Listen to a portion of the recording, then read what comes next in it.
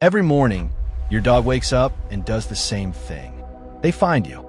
Before anything else, before food, before water, before the day begins, they look for you. They come to wherever you are and they make contact. A nose on your hand, a chin on your knee, a full body lean against your leg. Or they just sit close enough that you can feel their warmth, watching your face with an attention so complete and so unguarded that most humans will never look at anything that way. This happens every single morning, and what you do in response to it, how you receive it, what you offer back, whether you're present or distracted, whether that moment gets 5 seconds or 5 minutes, says something, not about whether you are a good person, not about whether you deserve your dog, but about something deeper and more specific, the quality of attention you're able to bring to the living things in your life, and what that quality of attention might be teaching you or costing you without you ever realizing it. This video is not a list of things to add to your morning. It is a different kind of conversation about what your morning interactions with your dog reveal about the way you move through your relationships, your days, and your own inner life. Let's begin. There is something that happens in the first minutes after waking that neuroscientists have studied carefully, because those minutes are disproportionately important for how the rest of the day unfolds. The brain, transitioning out of sleep, is in a state of high neuroplasticity, more receptive to emotional imprinting, more sensitive to the emotional tone of the environment, more likely to establish the attentional patterns that will persist through the rest of the waking hours. In simpler terms, the emotional experience of the first 10 to 15 minutes of your morning sets a template. It shapes your baseline mood, your level of cortisol, your openness or defensiveness in social interactions, your capacity for patience and attention for the rest of the day. Your dog, if you have one, is almost certainly part of those first minutes. And the nature of that interaction, what it actually is, not what you think it is more significant than most people recognize. Here is what the research on human-animal interaction tells us.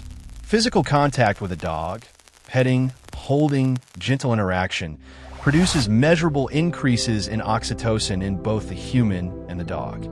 Simultaneously, the same bonding hormone in both nervous systems at the same time. Cortisol drops, heart rate slows. The parasympathetic nervous system, the branch responsible for calm, connection, and receptivity, becomes more active. This is not a small effect. It is physiologically significant, documentable, and it happens in minutes. Your dog, in the first moments of the morning, is offering you a neurochemical reset that is genuinely valuable. The question is whether you are receiving it. And that question, whether you are receiving what your dog is offering, is where the revealing part begins. Watch yourself honestly the next few mornings. Not with judgment, with curiosity. What do you actually do when your dog comes to you?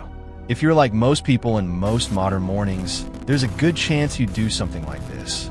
You reach down and pet your dog while your eyes are already on your phone. You give them 30 seconds of physical contact while your attention is somewhere else entirely. On the news, on email, on the first anxiety of the day, on the mental list of everything that needs to happen before 9 in the morning. Your hand is on your dog. Your mind is somewhere else. And your dog, who reads your presence with extraordinary precision, knows it. Dogs are among the most emotionally sensitive social animals on the planet. Their capacity to read human facial expression, body language, tone, and attentional quality has been honed over 15,000 years of coevolution with us. They can tell the difference between your hand touching them while you are genuinely present and your hand touching them while you are mentally elsewhere. They do not have words for the distinction, but they feel it. And over time, repeated exposure to distracted contact changes things for them and for you. For your dog, chronic distracted interaction produces a kind of low-grade relational confusion. They come seeking genuine connection, and they receive something that feels like contact but does not carry the warmth of presence. Most dogs adapt. They lower their expectations. They seek connection in other ways. They manage. But they also carry a background level of unmet need that shows up in their behavior in ways that owners often misread as behavioral problems rather than what they actually are. A dog who is lonely in the company of someone who loves them but is never quite there. For you, the pattern of giving partial attention is not limited to your dog. It is a habit of the nervous system.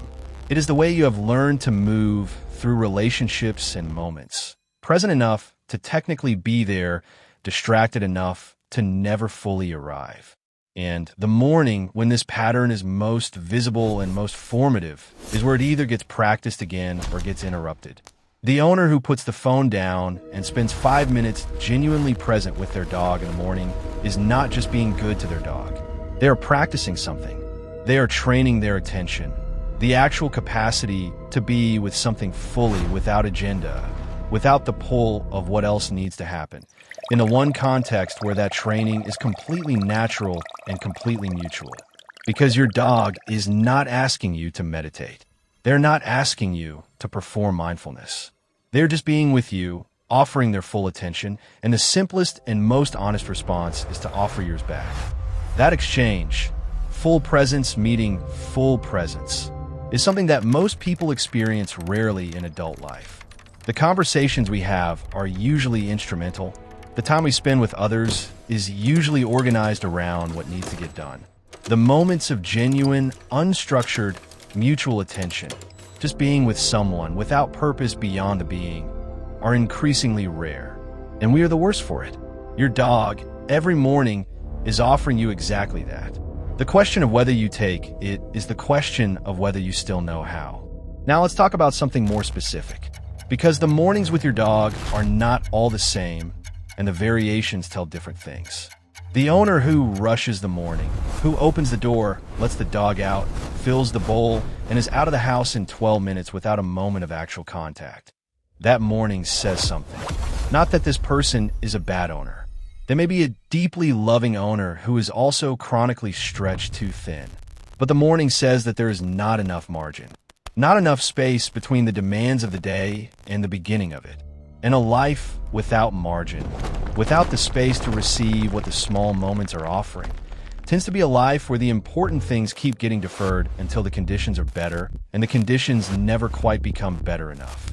The owner who is present but anxious, who pays close attention to the dog, but from a place of worry, checking for symptoms, monitoring every behavior, managing every moment of the dog's day with a level of vigilance that goes beyond care into something more controlling. That morning says something different. It says that love for this person has become entangled with worry, that being close to something they care about activates, alongside the warmth, a steady current of fear about losing it. That the presence they bring to the relationship is not restful. Not for them, and not for the dog, who reads the anxiety in every tense muscle and furrowed brow. The owner who is genuinely present, who sits on the floor or makes space on the couch, or simply stops moving for a few minutes and lets the morning be what it is. That morning says something too. It says that this person has, somewhere in their inner economy, made space for the unhurried, for the unproductive, for the value of a moment that has no outcome except the moment itself. That is not common. It is not small. Your dog does not care what you accomplished yesterday.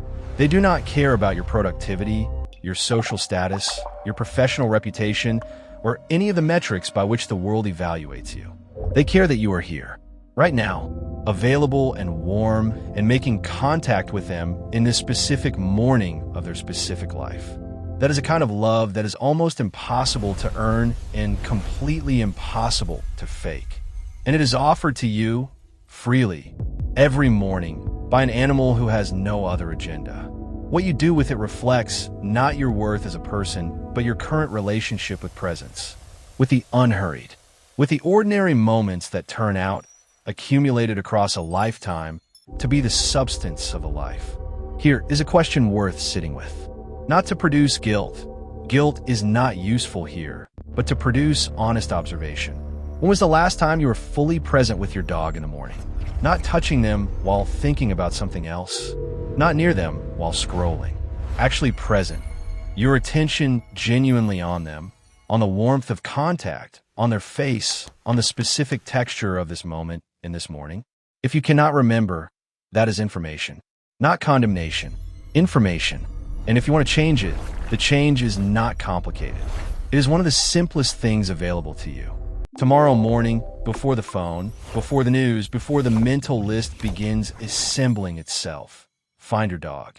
Sit down. Make contact. Give them 5 minutes of your full attention, not as a task to complete, as a moment to receive. Your dog will give you everything they have in those 5 minutes. They always do. The exchange is lopsided in your favor.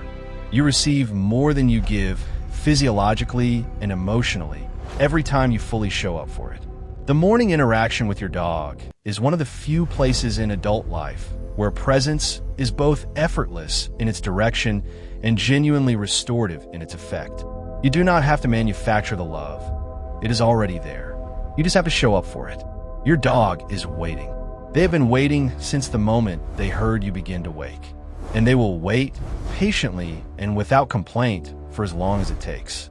The question this video wants to leave you with is not whether you are good enough for your dog. The question is whether you are allowing yourself to receive what they are offering. Because what they are offering is something the rest of your day is unlikely to give you. Show up for it tomorrow and see what it gives back.